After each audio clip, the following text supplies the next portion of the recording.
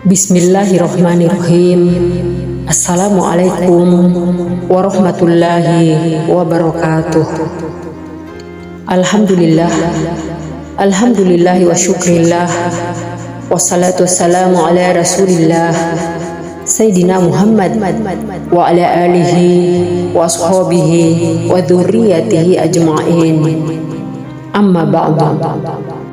Qala ta'ala fi kitabihil karim, a'udzu billahi minasy syaithanir rajim. Bismillahirrahmanirrahim. Lakum dinukum waliyadin. Shadaqallahul azim. Ma'asyiral muslimin rahimakumullah. Kafir adalah istilah pembeda antara muslim dan non-muslim.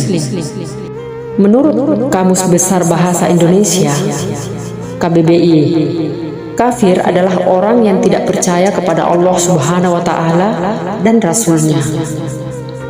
Mungkin pengertian ini juga bisa membantu dalam memaknai arti kata kafir dalam Islam. Kafir berasal dari kata dasar yang terdiri dari huruf kaf, fa, dan ro.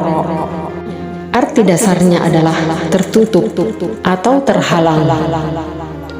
Saya teringat dengan properti orang Bugis Makassar ketika mengadakan pesta-pesta adat. Piring-piring kue-kue terhormat, makanan-makanan terhormat dialasi dan ditutup yang namanya kapara.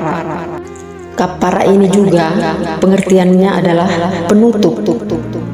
Secara istilah, kafir berarti terhalang dari petunjuk Allah. Orang kafir adalah orang yang tidak mengikuti petunjuk Allah Subhanahu wa Ta'ala karena petunjuk tersebut terhalang darinya. Dan kafir ini adalah bahasa Allah, bahasa Al-Quran, dan tidak boleh digugat oleh siapapun, baik itu non-muslim termasuk orang Islam itu pun sendiri. Tidak boleh menggugat. Kata kafir adalah pembeda antara muslim dan non-muslim. Kalaupun memperhalus bahasa bahwa kafir diartikan sebagai non-muslim, itu hanya bahasa lokal, tetapi itu bukan bahasa Allah. Dan bahasa Allah yang asli, kafir adalah pembeda antara muslim dan non-muslim. Ma'asyiral muslimin rahimakumullah. Bahkan di dalam Al-Quran ada surah Al-Kafirun, surah yang khusus membahas mengenai toleransi umat beragama. Ya, jadi toleransi umat antara muslim dan non-muslim, bukan toleransi agama. Kalau toleransi agama Islam dan non-Islam itu bisa saja mencampur baurkan antara Islam dan non-Islam. Contoh, Islam bisa beribadah di rumah ibadah orang non-muslim, atau orang non-Islam bisa beribadah di rumah ibadah orang Islam atau di masjid. Jadi toleransi ini yang diatur di dalam surah Al-Kafirun bukan toleransi agama. Yang diatur di dalam surah Al-Kafirun ini adalah perbedaan agama yang tidak ada kompromi antara agama satu dengan yang lain. Dalam hal akidah, tidak ada toleransi dalam hal keimanan dan peribadatan. A'udzu billahi minasy syaithanir rajim. Bismillahirrahmanirrahim. Qul ya ayyuhal kafirun. Katakanlah wahai Muhammad, wahai orang-orang kafir.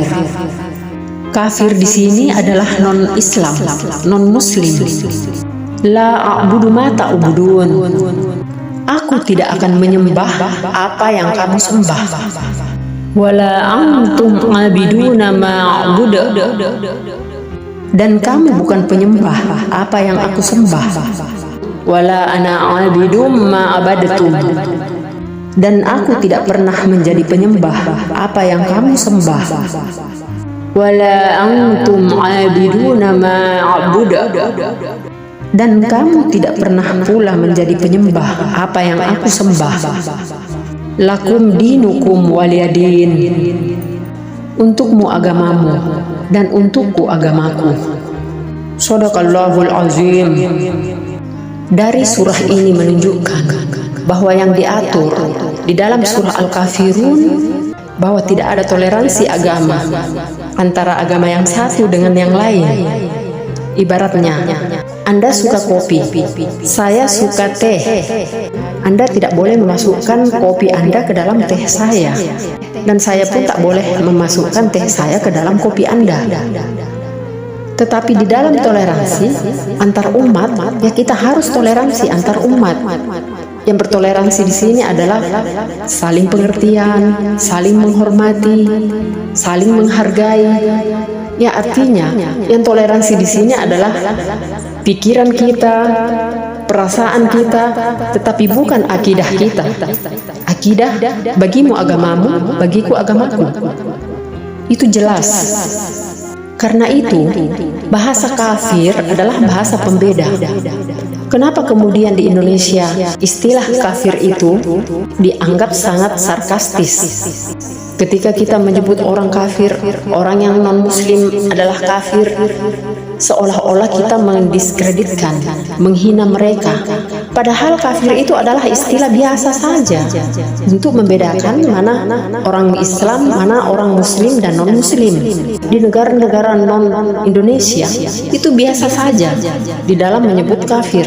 Tetapi kenapa kemudian di Indonesia sangat sarkastis, seolah-olah itu adalah penghinaan terhadap agama non-muslim ketika kita menyebut kafir? Karena ada pengalaman sejarah yang pahit. Karena kita pernah dijajah oleh bangsa barat yang kebetulan agamanya non-muslim.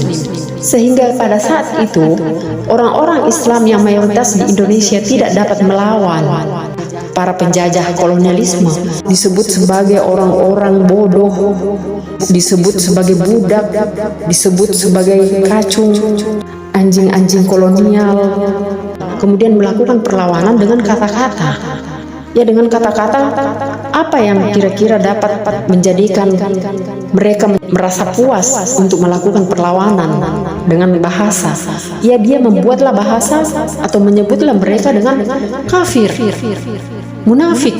Padahal istilah kafir, istilah munafik itu adalah bahasa Quran dan tidak boleh digugat oleh siapapun. Kemudian dianggap salah ketika kita menyebut orang non-muslim adalah kafir. Tergantung ekspresi kita. Karena itu, wahai saudara-saudaraku sekalian, ya yang muslim kiranya lebih memahami bahwa menyebut kafir pada non-muslim itu biasa saja. Hanya tergantung ekspresi kita. Nah, kemudian karena di Indonesia sudah dianggap sarkastis, ya memang harus diperhalus dengan bahasa non-muslim. Tetapi bukan kemudian harus kita menggugat bahasa Quran, karena itu bahasa Allah, bahasa Quran, tidak boleh diganggu-gugat. Baik itu orang Islam maupun non-muslim. Ma'asyiral muslimin rahimakumullah. Karena itu, orang-orang yang merasa terganggu disebut kafir, ya masuk Islam. Hanya masuk Islam bisa menghilangkan Anda disebut kafir. Selama Anda non-muslim dan tidak beragama Islam, Anda tetap disebut kafir. Karena kafir itu adalah bahasa Quran, bahasa Allah Subhanahu wa Ta'ala yang diletakkan di dalam Quran. Tidak bisa diganggu-gugat oleh siapapun. Kita pun tak boleh menggugat istilah-istilah yang disebutkan kepada orang Islam di kitab-kitab non-muslim, di kitab-kitab non-Islam. Selama itu bukan rekayasa bahasa lokal, tetapi itu bahasa di dalam kitab-kitab mereka. Itulah sebagai penjelasan. Semoga apa yang saya sampaikan ini memberikan garis tegas bahwa mana yang dimaksud dengan toleransi agama. Tidak ada kompromi di dalam agama. Hablum minallah secara akidah. Bagimu agamamu, bagiku agamaku. Sebaliknya, di dalam hal hubungan sosial, hablum minan nas, hubungan sesama manusia, maka kita saling menghargai, saling menghormati, saling mengasihi, saling menyayangi, sebangsa, setanah air, sesama manusia. Hablum minan nas, kita harus toleransi antar umat, kita harus menghargai umat, mereka yang mengadakan kebesaran hari-hari rayanya, kemudian kita juga dihargai, merayakan hari raya kita, menjalankan ibadah kita, mereka juga menjalankan ibadahnya. silakan, monggo. Tetapi bukan mencampur adukkan antara Islam dengan non-Islam, mencampur adukkan rumah ibadah, mencampur adukkan ibadah satu dengan yang lain. Demikian pula non-muslim ketika disebut kafir di dalam ceramah-ceramah ataupun di dalam berbahasa sehari-hari sekalipun, tidak perlu baperan, tidak perlu mengambil hati. Ma'asyiral muslimin rahimakumullah. Demikianlah apa yang saya bisa sampaikan. Semoga dengan penjelasan ini menambah kebersamaan persaudaraan kita, baik itu sesama muslim maupun dengan non-muslim, saudara-saudara kita yang berbeda agama dengan kita, tetapi kita tetap saling menyayangi, saling mencintai, saling menghargai, dan saling memegang teguh keyakinan masing-masing.